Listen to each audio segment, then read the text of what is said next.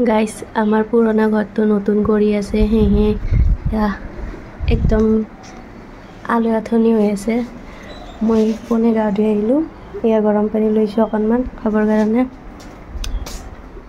এয়া চাওক মাটি চাটি খান্দি একদম টিভি চিভি চব ইয়াতে। ইয়াত কাঠবোৰত আৰু বেলেগ ৰং দিব। কোনে এনে এক তৰফ মাৰি থৈ দিছে। তাৰপিছত পাকঘৰটো চাবচোন কেনেকুৱা হৈ আছে।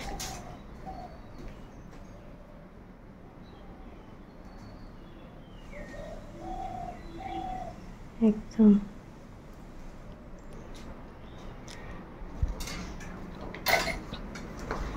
এয়া ৰঙৰ টেমা আনি থৈ দিছে। এইখিনি আৰু লাগিব।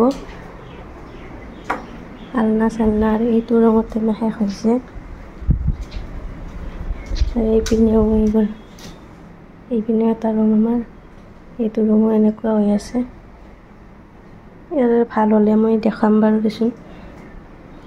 আৰু আমি এতিয়া একদম মানে এইটো ঘৰটোত আছোঁ ঢালাই পাৰি। সেইটো আমাৰ নতুন ঘৰ। সেইটো আমাৰ এনে এক্সট্ৰা এটা ঘৰ মাটিৰ। আৰু সেইপিনে আছে শালখন। ইয়াত আৰু বাচন বৰ্তনবোৰ বা পাকঘৰৰ বাচন বৰ্তন ইয়াত থৈ দিয়া হৈছে। আৰু তাতে বাকী চব কাপোৰ কানি একদম চিৰিল বিদিল হৈ আছে। এইটো ঘৰটো হ'লেহে তাৰমানে চব বস্তু ইয়াত ধৰি লওক ইয়াত তুলি চুলি এইবোৰ কাপোৰ চাপোৰ ইয়াত অনা যাব। তেতিয়া তাৰে তুলি চুলি এইবোৰ চব ইয়াত অনা যাব। তেতিয়াহে মানে চব বস্তু চিজিল লাগে। চূণৰ ৰং যে বগা ৰংটো সেইটো ৰংটো দিয়া আছিল। এই বস্তুসকলতে চূণৰ ৰংটো দিয়া হৈছিলে। এতিয়া এইটো হালধীয়া কালাৰটো আনিছে। এয়া হৈ গ'ল সম্পূৰ্ণ ঘৰটো। এতিয়া কেৱল চিজিল কৰিব বাকী আছে। বাকী মই পিছফালটো দেখাই দিছোঁ। আমাৰ ঘৰটো পিছফালটো ৰাস্তাৰ ওচৰৰ। আৰু এয়া ভাত কেৰেলাৰ খেতি। আৰু এয়া মানে পিছফালৰ খিৰিকিখিনি দেখাই দিছোঁ। ইমান ধুনীয়াকৈ আছে। মানে ৰংখিনি হোৱাৰ পিছত ইমান ধুনীয়া লগা হৈছে ৰাস্তাৰ পৰা ঘৰটো। আৰু বাকী এয়া হ'ল চোতালৰ পিনে। এয়া ধুনীয়া বাৰান্দাখন দেখাই দিছোঁ। আৰু এনেকুৱা কাঠকোৱা ঘৰবোৰ এনেকৈ ৰং কৰিলে কিমান ধুনীয়া লাগি দেখিছেনে? আপোনালোকে কেনে লাগে জনাব। আৰু এইখন হৈছে মানুহটোক মান ধৰাৰ কাৰণে গামোচা।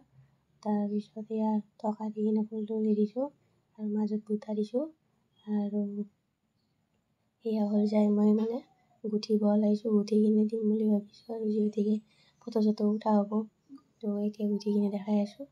এইপিনে হ'ল যায় আধা গুঠা হৈ গ'ল। আধা মানে আৰু এইপিনে নিদি আছে উমলি তাই। এইপিনে গুঠিব লৈছোঁ। এইপিনে গুঠা হৈ গ'ল। আৰু এই পাল্লাটো হোৱা কৰিলোঁ। ইমান মানে বেছি আৰু ভিডিঅ' কৰি থকা নাই। অকণমান স্মৃতি হিচাপত ৰাখিবলৈ কৰিলোঁ। কেনে লাগিছে জনাব। এইখন মানুহটোক দিম। মানুহ এয়া হৈ গ'ল সকলোখিনি।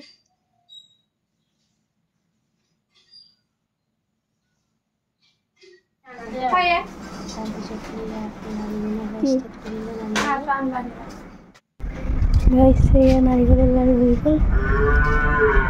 ফেনত দি থৈ দিছোঁ। ধুনীয়া ডাঙৰ ডাঙৰ হৈছে চাওক গাইছ।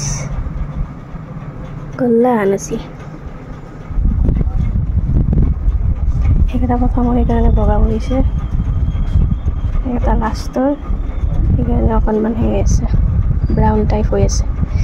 যেতিয়া শুকাই যাব টাইট মাৰিব আৰু ধুনীয়া বগা কৰি যাব। সেইকেইটাও আৰু শুকালে আৰু বগা হ'ব। যিহেতুকে এংগেজমেণ্ট হয় মোৰ ইমান এটা ভাল লগা দিন তো মেহেন্দিটো ল'বই লাগিব। তো আমাৰ ঘৰৰে দুটা মেহেন্দি আৰ্টিষ্ট মাতি কিনে মই মেহেন্দিখিনি লগাই ল'লোঁ। কেনেকুৱা হৈছে জনাব। আৰু এয়া ৰাতিপুৱাৰ দৃশ্য ইমান ধুনীয়া ৰং উঠিছে তাকো দেখাই দিলোঁ। আৰু তাৰপিছত আপোনালোকক দেখাওঁ আমাৰ ঘৰত এইখিনি এটা সৰু পেণ্ডেল দিছে। আৰু যিহেতুকে বৰষুণো আহিব পাৰে ৰ'দো দিয়ে তো সেইকাৰণে অকণমান পেণ্ডেলৰ দৰকাৰ হয়। তো এংগেজমেণ্ট হিচাপে আৰু যিহেতুকে এংগেজমেণ্ট প্লাছ জোৰোণ প্লাছ আৰু তাৰিখ কৰাও হয়। তো বাটৰ পৰা আপোনালোকক দেখাই দিছোঁ। ৰাস্তাটো মানে আমাৰ যিটো বাট বুলি কওঁ তাতে একো দিয়া নাই।